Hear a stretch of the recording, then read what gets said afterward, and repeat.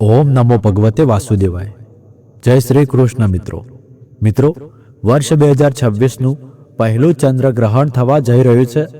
ફાગણ માસની પૂર્ણિમાના દિવસે આ ગ્રહણ લાગશે 3 માર્ચ 2026 મંગળવારના દિવસે, એટલે કે હોળીના દિવસે વર્ષનું પહેલું ચંદ્રગ્રહણ લાગશે। આવી સ્થિતિમાં આ ચંદ્રગ્રહણ સાથે જોડાયેલી સંપૂર્ણ માહિતી તમને આજના વિડીયોમાં મળશે, જેમ કે 3 માર્ચનું ચંદ્રગ્રહણ કેટલા વાગે લાગશે, ગ્રહણ ક્યારે શરૂ થશે અને ક્યારે પૂર્ણ થશે, ગ્રહણના સૂતકકાળનો સમય શું રહેશે અને શું તેનો સૂતકકાળ ભારતમાં માન્ય રહેશે કે નહીં, શું આ ગ્રહણ ભારતમાં દેખાશે કે નહીં અને ભારત સિવાય કયા કયા દેશોમાં આ ચંદ્રગ્રહણ જોવામાં આવશે। સાથે સાથે એ પણ જણાવીશું કે આ ચંદ્રગ્રહણ દરમિયાન તમારે નિયમોનું પાલન કરવાની જરૂર રહેશે કે નહીં અને ગર્ભવતી સ્ત્રીઓએ કઈ કઈ સાવચેતી રાખવી જોઈએ તેના વિશે પણ માહિતી આપીશ, તેથી અંત સુધી વિડીયો જરૂર જુઓ। પરંતુ વિડીયો શરૂ કરતા પહેલા આપને વિનંતી કરું છું કે જો હજી સુધી તમે અમારી ચેનલને સબસ્ક્રાઇબ ન કરી હોય તો તરત જ સબસ્ક્રાઇબ કરીને બેલ આઇકન દબાવો, સાથે આ વિડીયોને લાઇક કરો અને વધુમાં વધુ શેર કરો। તો ચાલો શરૂ કરીએ। મિત્રો, 3 માર્ચે ફાગણ પૂર્ણિમાના દિવસે વર્ષનું પહેલું ચંદ્રગ્રહણ લાગશે અને એ જ દિવસે હોળીનો તહેવાર પણ ઉજવાશે। આ કોઈ સામાન્ય ચંદ્રગ્રહણ નહીં હોય। આ દરમિયાન ચંદ્રમા લાલ રંગમાં દેખાશે, જેને બ્લડ મૂન પણ કહેવામાં આવે છે। આવું દ્રશ્ય ત્યારે જોવા મળે છે જ્યારે ચંદ્રમા પૂર્ણપણે પૃથ્વીની છાયામાં આવી જાય છે। કેટલાક વિશેષ કારણોસર આ દરમિયાન ચંદ્રમા ગાઢ લાલ રંગમાં દેખાય છે। મિત્રો, આ ચંદ્રગ્રહણ ખૂબ જ ખાસ રહેવાનું છે। તેનો પ્રભાવ ઘણી રાશિઓ પર પણ પડશે। જ્યોતિષ મુજબ ચંદ્રગ્રહણને અશુભ ઘટના માનવામાં આવે છે। આ દરમિયાન અનેક કાર્યો કરવું વર્જિત જણાવાયું છે। મિત્રો, ચંદ્રગ્રહણ સમયે ચંદ્રમા પીડિત અવસ્થામાં હોય છે અને અશુભ ફળ આપવા લાગે છે, જેના કારણે તેનો પ્રભાવ દરેક માનવ જીવન પર પડે છે। તમને જણાવી દઈએ કે આ ચંદ્રગ્રહણ સિંહ રાશિ અને પૂર્વા ફાલ્ગુન નક્ષત્રમાં લાગશે, તેથી સિંહ રાશિ અને પૂર્વા ફાલ્ગુન નક્ષત્રમાં જન્મેલા લોકો માટે આ ગ્રહણ ખાસ અસરકારક રહેશે। આ રાશિ અને નક્ષત્રના જાતકોએ વિશેષ સાવચેતી રાખવી પડશે। તમારા આરોગ્ય પ્રત્યે સચેત રહેવું પડશે। આ ચંદ્રગ્રહણ તમારા માટે કષ્ટકારક રહેશે। મિત્રો, વર્ષનું પહેલું ચંદ્રગ્રહણ 5 કલાક 35 મિનિટ સુધી ચાલશે। આ દરમિયાન તે ઉપછાયા, આંશિક અને પૂર્ણ ગ્રહણના ચરણમાંથી પસાર થશે।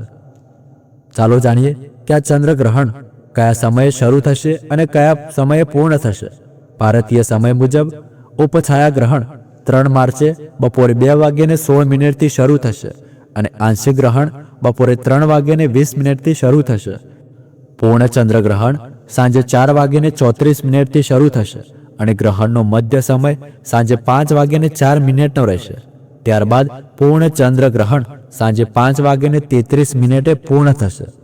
આંશિક ચંદ્રગ્રહણ સાંજે 6:48 સમાપ્ત થશે અને ઉપછાયા ચંદ્રગ્રહણ સાંજે 7:52 પૂર્ણ થશે। હવે જાણીએ કે આ ચંદ્રગ્રહણ ક્યાં ક્યાં દેખાશે।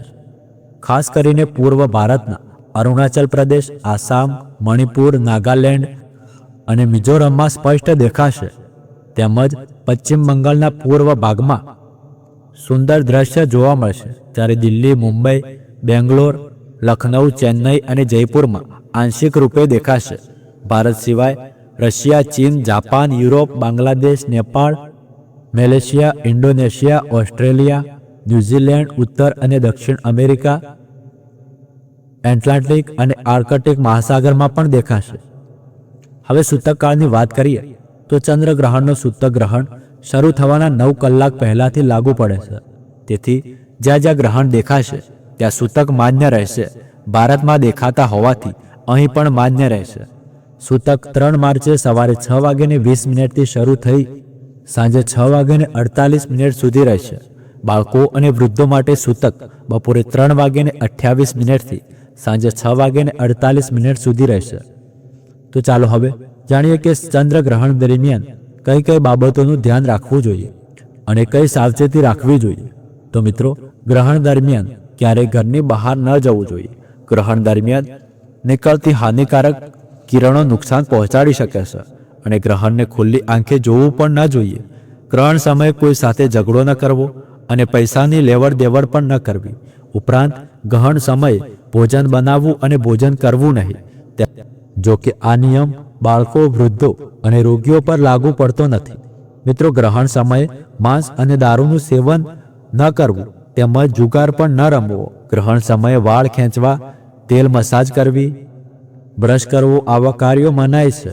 ગ્રહણ સમયે કપડાં ધોવા, વાસણ ધોવા, કપડાં નીચોવવા વગેરે કામો પણ વર્જિત છે. મિત્રો, ગ્રહણ સમયે ઘરની સફાઈ પણ ન કરવી અને કોઈ શુભ અથવા નવું કાર્ય પણ શરૂ ન કરવું. ગ્રહણ સમયે નવું વાહન, નવી મિલકત અથવા નવો વ્યવસાય શરૂ ન કરવો. હવે વાત કરીએ કે ગર્ભવતી મહિલાઓએ આ ગ્રહણ વિશે. આ ગ્રહણના સમય દરમિયાન તેમને કયા કામ ન કરવા જોઈએ? મિત્રો, ગર્ભવતી માટે સૌથી મહત્વનું એ છે કે ગ્રહણ સમયે કોઈ નુકીલી અથવા ધારદાર વસ્તુનો ઉપયોગ ન કરવો. ચાકુ, કાતર, સોય, નખ કટર, પેન, પેન્સિલનો ઉપયોગ ન કરવો. શાકભાજી અથવા ફળ ન કાપવા. સિલાઈ કઢાઈ પણ ન કરવી.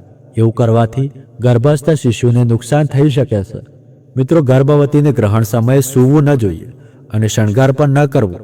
કોઈ પણ પ્રકારની કસરત અથવા યોગ પણ ન કરવો. તેમજ માથામાં તેલ ન લગાવવું. ગર્ભવતી મહિલાએ ગ્રહણ સમયે ભગવાનનું સ્મરણ કે મંત્ર જપ કરવો.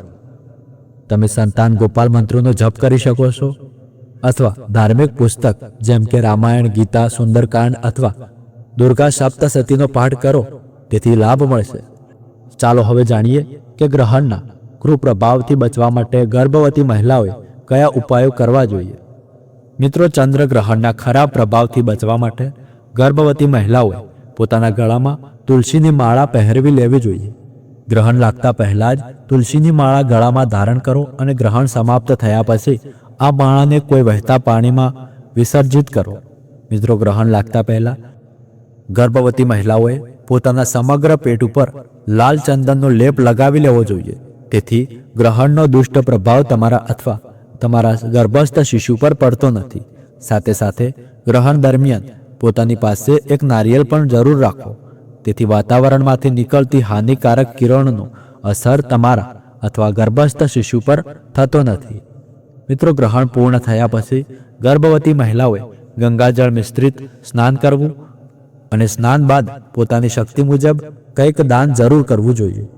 તેથી શુભ ફળ પ્રાપ્ત થાય છે. હવે જાણીએ કે આ ગ્રહણ દરમિયાન ભારતમાં રહેતા લોકોએ કયા નિયમોનું પાલન કરવું જરૂરી છે. મિત્રો, 3 માર્ચનું ચંદ્રગ્રહણ ભારતમાં દેખાશે.